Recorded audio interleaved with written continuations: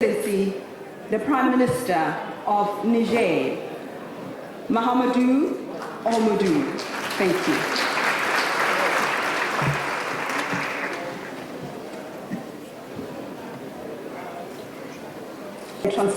Food system transformation. Over to you.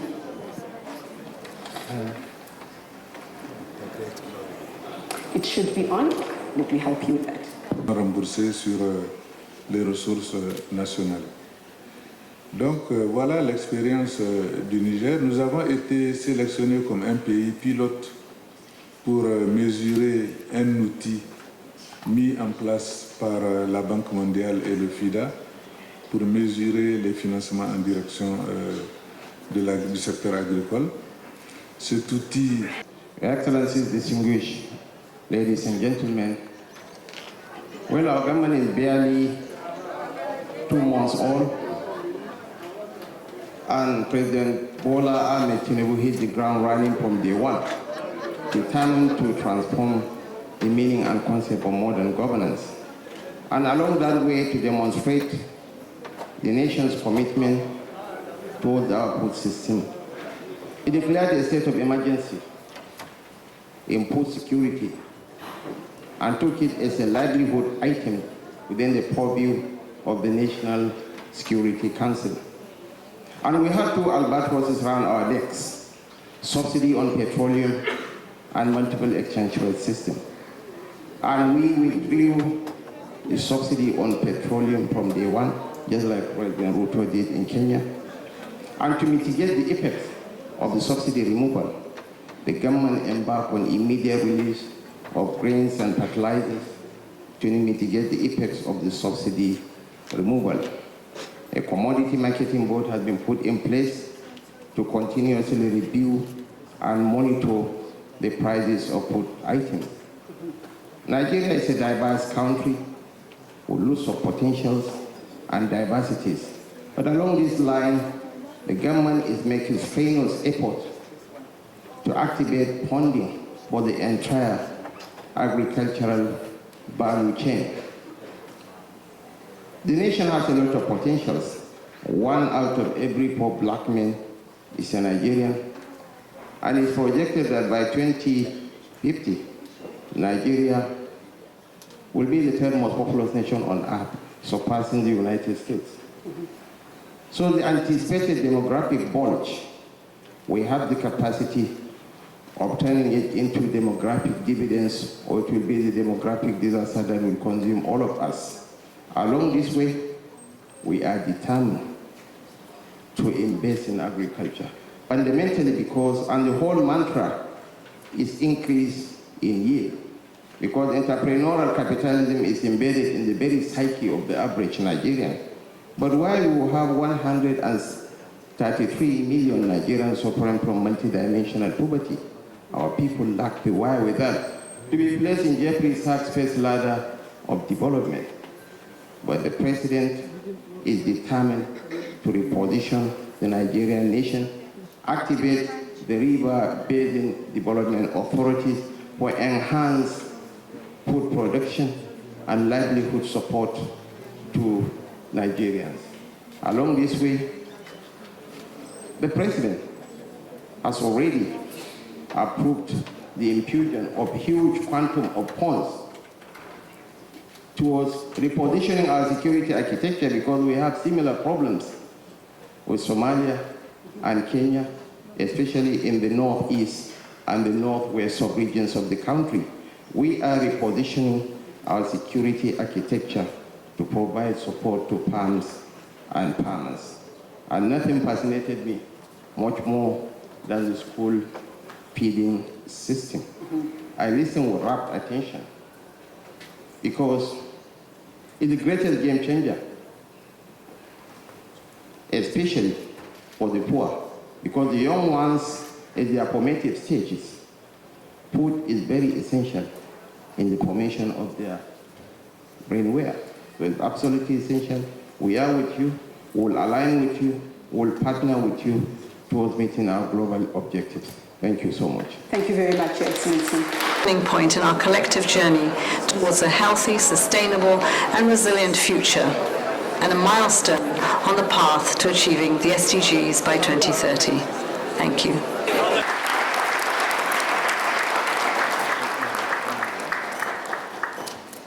Supporting equitable and decent jobs and opportunities.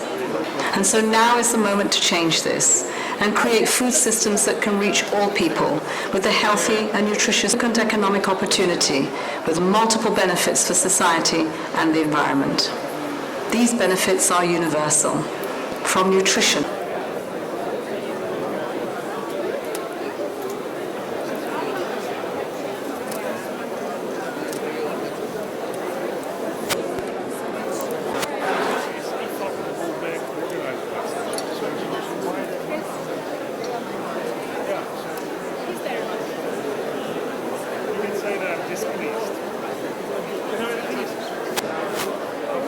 Exemplifies the spirit of partnership that is needed to achieve our shared goals. While progress has been made since the last summit, we are very aware to accountability, collaboration, and collective action at scale for the SDGs.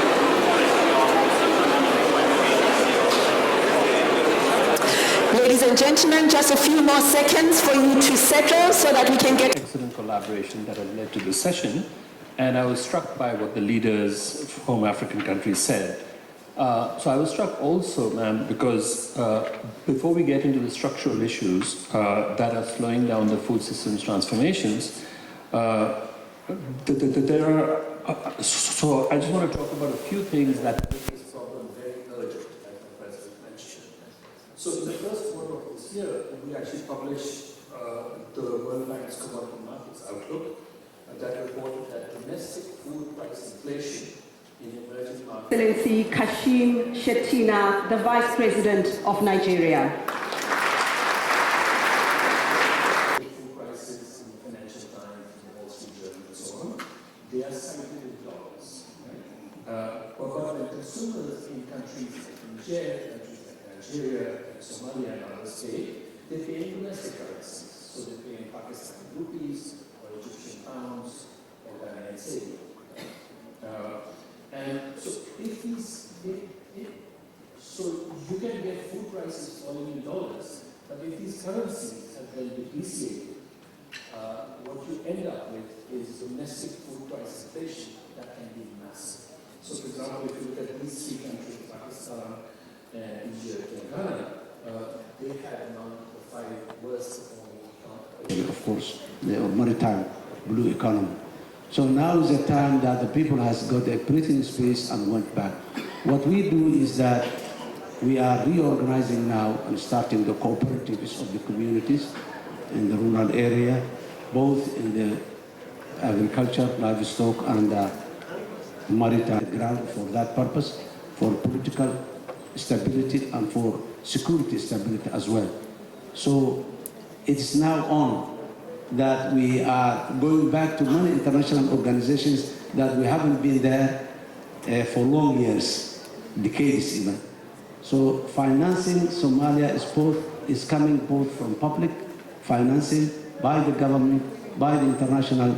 And also mobilize this money throughout for these gaps.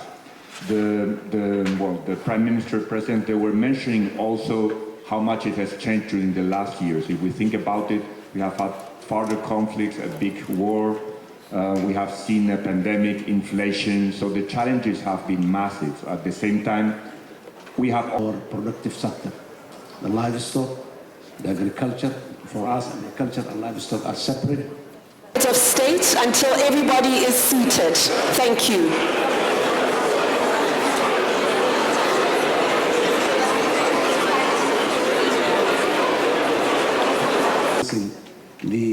The microfinancing started in many places of Somalia, and the diaspora as well, seeking new approaches and new innovative ways of starting food production, although not yet. So Somalia is at the beginning stage, cooperatives and diaspora as well. So it's only the beginning, but the prospects are very, very good and positive in Somalia. Thank you. Thank you very much, President Hassan. Thank you for sharing with us the domestic circumstances, the realities that Somalia is facing. but I think you did touch on something that is absolutely pivotal to our gathering today, transforming. Because of the HEPIC situation, we are at the completion point of HEPIC by the end of this year. Then we are expecting to be done. But even then, 40% sont consacrés à l'investissement. that were existing in the country has comparatively. Minutes to get through some pressing issues, and that is not enough time. May I kindly ask you to please take your seats. À l'alimentation,